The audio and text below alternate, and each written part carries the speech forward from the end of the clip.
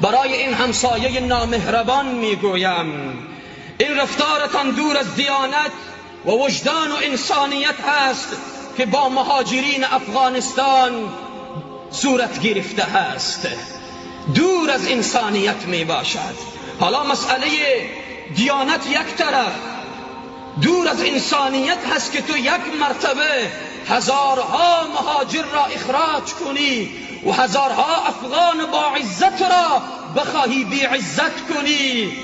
این رسم جوانمردی نبوده، این جوانمردی نیست، این قهرمانی نیست.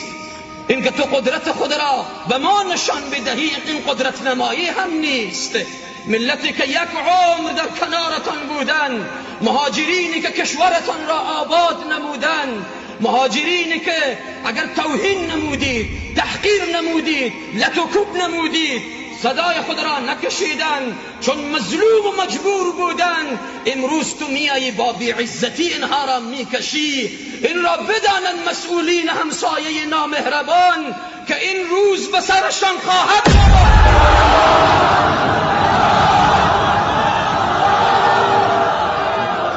کوه به کوه نمیرسد، انسان به انسان میرسد.